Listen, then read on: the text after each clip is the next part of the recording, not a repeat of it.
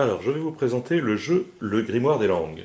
Le jeu Le Grimoire des Langues, c'est un jeu qui nous met en situation dans une école des sorciers, où on va apprendre des nouveaux sorts, et le but sera d'être le sorcier le plus puissant pendant une année à l'école des sorciers. Euh, ce qu'il y a, c'est que dans cette école, les sorts sont donnés dans une langue étrangère. Alors, c'est un jeu qui permet d'apprendre ou de s'initier à des langues étrangères. Il existe, alors j'en ai fait une version en anglais, mais le jeu est transposable à plein de langues. J'en ai une version en allemand, en espéranto, en latin, en finnois, le jeu est déclinable dans à peu près toutes les langues. Mais c'est pas un jeu, on va dire, d'apprentissage de langue. On peut y jouer en ne connaissant rien du tout à la langue en question. Hein. Si on joue, je sais pas, en latin, même si on connaît pas du tout le latin, on peut y jouer. Ou si on connaît déjà, on peut y jouer. Le but est qu'on s'amuse et que, au passage, on apprend quelques petites choses ou on révise si on connaît déjà la langue en question. Voilà. Donc on est dans une école de sorciers un petit peu à la Harry Potter où les sorts sont donnés en latin. Et ben ici, si on joue avec la version latin, et ben les sorts seront donnés en latin. Alors, le matériel se compose d'abord. Alors, il y a une règle de jeu, il y a des plateaux pour chaque joueur. Là, j'en ai installé 3, on peut jouer jusqu'à 4. Il y a un pion chapeau pour le premier joueur et un pion baguette pour indiquer à qui c'est le tour de jouer, à qui on lance son sort. Et le plus gros du matériel est composé de cartes à jouer. Alors, chaque joueur, en début de partie, va démarrer avec 8 cartes identiques de niveau 1. La petite fiole dans l'angle, en haut, et le chiffre écrit dans la langue en question. Alors là, c'est la version du jeu en espéranto. Et ben, c'est la puissance de la carte. Voilà. On démarre tous donc avec 8 points de magie. Et le but du jeu va essayer d'envoyer des sorts aux autres ou contrecarrer les sorts des autres pour acquérir davantage de pouvoir magique. Alors, quand on fait la mise en place au début, donc tous les joueurs ont les cartes qui sont numérotées de 1 à 8. Alors je vais d'abord vous présenter justement comment se présentent les cartes. Alors les cartes, j'en prends une de celles qui est au centre. Donc j'ai dit en haut c'est le pouvoir de la carte. Donc ça veut dire que ce sera les points de vie, le 2 ici ce sera les points de victoire à la fin du jeu. Mais aussi c'est la puissance de la carte qui permettra d'acheter d'autres cartes. C'est le coût et puis ce qui permet d'acheter les cartes. Ensuite, le petit signe c'est le type de carte. Alors il y a les cartes sorts avec le point d'interrogation, c'est des questions généralement. Et les cartes contre-sort, c'est les 3 petits points et la flèche. On va contrer le sort d'un adversaire et c'est généralement des réponses. Voilà. Alors, sur cette carte, il y a la formule magique dans la langue en question. Donc ici, c'est en espéranto, mais ça peut être en anglais, en latin, en italien. Avec en dessous une prononciation, on va dire figurée à la française, hein, pour arriver à prononcer le sort. Alors, même si on ne connaît pas la langue, il y a à chaque fois, si on retourne la carte, la traduction qui est donnée de l'autre côté quand on retourne la carte. Alors avec des fois même un mot à mot ou des petites notes grammaticales. Au milieu de la carte, il y a soit une illustration, soit pour certaines cartes un pouvoir, des cartes avec un effet bonus, voilà, qui est à lire et qu'on peut appliquer au moment de notre tour de jeu. Et tout en bas, il y a un petit chiffre pour permettre de classer les cartes dans l'ordre quand on veut remettre le jeu à 0. Alors, lorsqu'on joue la première fois, chaque joueur prend un paquet de cartes identiques, c'est-à-dire les cartes numérotées de 1 à 8. Chacun a sa pioche, il la mélange et la place sur son plateau à l'espace prévu pour, où il y a écrit pioche. Le premier joueur sera celui qui maîtrise le mieux la langue magique en question, ou bien le plus âgé. Il prend le pion chapeau pour indiquer le premier joueur, et puis c'est le premier joueur qui commence à prendre aussi le pion baguette, parce que c'est lui qui va interroger en premier. Alors en début de tour, tous les joueurs, donc là pour l'instant je suis tout seul, mais on imagine que sur les autres plateaux ils font pareil, piochent les 4 premières cartes de sa pioche individuelle. Donc tout le monde a les 8 mêmes cartes au début, mais tout le monde ne va pas forcément piocher les mêmes cartes. Et donc je choisis un autre joueur. Donc par exemple, je vais interroger le joueur orange, et je vais utiliser une de mes cartes sort si j'en ai. Alors les cartes sort, c'est celle avec le point d'interrogation, donc j'en ai 2. Par exemple, je vais lui demander comment ça va. Alors en espéranto, c'est kiel vi fartas. Voilà. Et le joueur en face, alors ça c'est pas sa main, mais soit en face, lui, il a rien qui permette de répondre à comment ça va. Alors on peut pas répondre à oui, non, hein, c'est pas des réponses. Donc dans ce cas-là, la carte que j'ai posée, elle reste, et puis je pourrais l'utiliser en fin de tour. Par contre, si mon adversaire avait une carte qui permettait de contrer, donc ça c'est ma main, mais imaginons que c'est la main de mon adversaire, s'il avait la carte bien merci, bonnet d'Ancon, il la pose dans son espace magique, et du coup, mon sort est contré, je suis obligé de jeter mon sort à l'emplacement qui s'appelle la défausse. Voilà.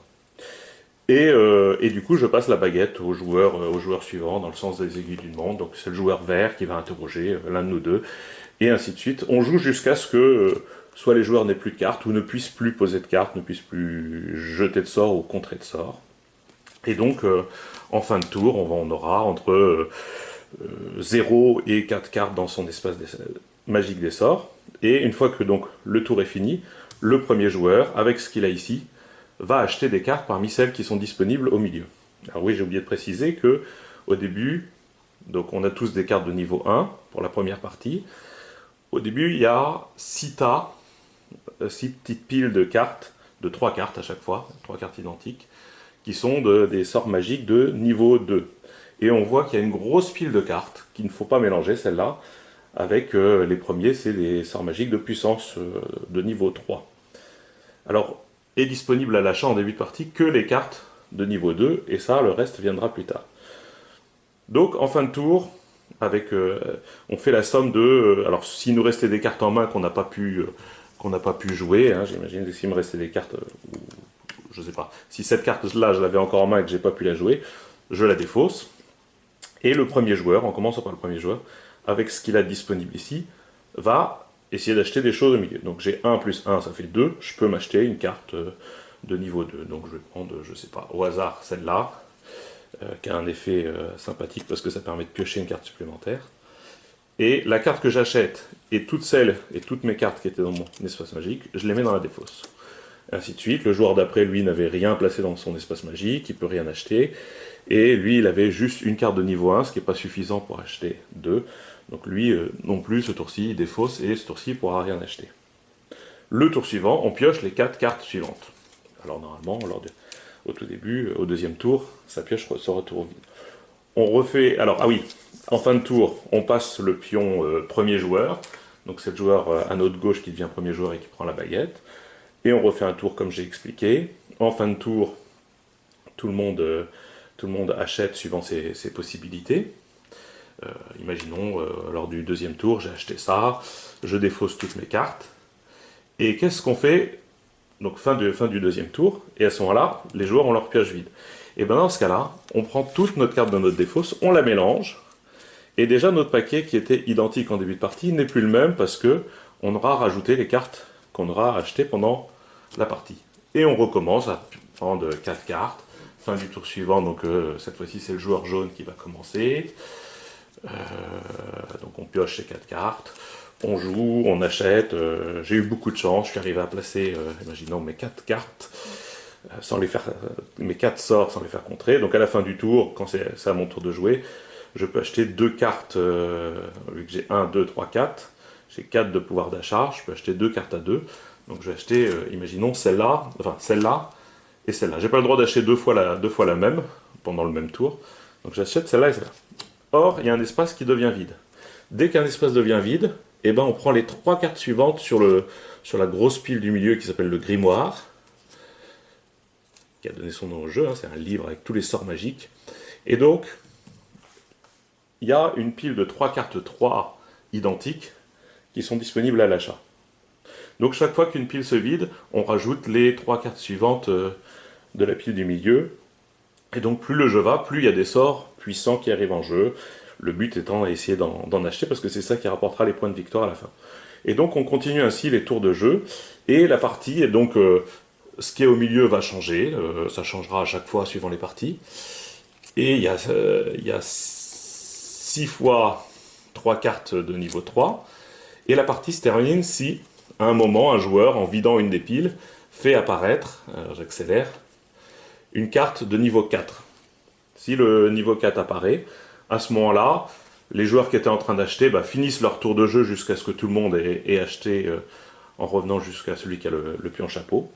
Et à ce moment-là, toutes les cartes qu'on a gagnées pendant la partie, donc toutes celles qu'on avait encore dans sa main, qui étaient dans notre espace magique des sorts ou qui étaient dans notre pioche, notre défausse, là on fait la somme et puis on va additionner voilà, toutes les petites potions magiques. Celui qui a le plus de points de magie remporte la partie, devient le plus grand magicien pour cette année à l'école des sorciers. Voilà pour la première partie. Or, c'est un jeu qui est évolutif. Chaque partie sera différente, le matériel va changer. Donc, quand on aura fini de jouer la première partie, eh bien, on replacera les 6 paquets tels qu'ils étaient. Donc, il y aura des cartes de niveau 3, de niveau 2, il y en aura peut-être des fois de niveau 4, c'est pas impossible, c'est possible. Et quand on va ranger le jeu dans sa boîte, on les repose sur la pile du grimoire dans l'ordre pour se rappeler que c'était les 6 dernières. Alors je suggère d'avoir des petits sachets de rangement ou des élastiques font aussi très bien l'affaire. Et donc on a un sachet où on remettra tout le grimoire, ou un élastique, un autre paquet où on mettra toutes les cartes qu'on a gagnées pendant la première partie, et éventuellement il y aura un autre paquet pour des cartes qu'on élimine complètement du jeu, mais ça intervient plus tard dans le jeu. Et quand on veut jouer notre deuxième partie, eh ben, toutes les cartes qu'on avait, alors donc on va dire, il y aura un sachet grimoire et un sachet sauvegarde. Et ben on prend toutes les cartes du sachet sauvegarde, et cette fois-ci, on va pas tous partir avec les mêmes cartes. On va prendre toutes les cartes qu'on a utilisées lors de la première partie, et on va les distribuer équitablement à tous les joueurs, afin que tous les joueurs aient le même nombre de cartes. Et donc, on va recevoir un paquet de cartes avec alors, des cartes de différents niveaux. Donc, bien sûr, au début, on aura tendance à prendre aussi les cartes les plus fortes. Mais il peut y avoir aussi un côté stratégique parce qu'il y a des contre-sorts, c'est des réponses qui sont plus faciles à placer, hein, style oui ou non. Hein. Les oui et les non peuvent être utiles. Mais bon, par contre, rapportent pas beaucoup. Donc, il y a un côté stratégique. Et alors, donc, tout le monde va avoir un gros paquet de cartes en main et va en choisir une qui place sur sa pioche. Les deux autres joueurs font pareil, et une fois que tout le monde a choisi une carte, on fait passer le paquet à son voisin, je prends l'autre paquet, et puis j'en choisis une dans celle qu'il a, et ainsi de suite, on fait tourner. Et donc on va se constituer, lors de la deuxième partie, on va pas tous partir avec le même paquet de cartes, mais on se le sera constitué, on aura eu tous la chance de choisir, voilà, en faisant tourner tout le paquet de cartes jusqu'à ce que tout le monde ait choisi, et puis la dernière carte, on la choisit pas, on prend la dernière qui nous reste. Et alors donc on a remis la mise en place pour la deuxième partie, on remet les 6 paquets tels qu'ils étaient lors de la première partie. Et donc vous voyez que la deuxième partie, c'est pas un 3 qui apparaît au sommet de la pile que j'appelle le grimoire, mais c'est un 4. Et donc la deuxième partie se terminera dès que le chiffre 5 apparaîtra. Et ainsi de suite. Quand j'aurai la troisième partie, c'est dès que le chiffre 6 apparaîtra. Voilà, je vous ai expliqué globalement comment fonctionne le jeu Le Grimoire des Langues, qui est un jeu, alors pour les experts en jeu, on appelle ça, c'est une mécanique de deck building, c'est-à-dire on part tous avec le même paquet de cartes, et on va essayer tous de se l'améliorer. C'est assez interactif, enfin c'est même forcément interactif parce qu'on est obligé de se contrer les uns les autres, et en même temps, alors même si c'est un jeu qui est avant tout ludique, mais même si c'est pas un jeu de cours, du matériel pédagogique, mais en même temps on apprend. Et puis ceux qui connaissent rien à l'allemand vont découvrir quelques mots. Ceux qui connaissent déjà peuvent y jouer sans que ce soit ennuyeux, ou vont même réviser certaines choses. Et il y a un côté vraiment prenant pour les joueurs habitués. Voilà, donc c'était la présentation du jeu Le Grimoire des Langues.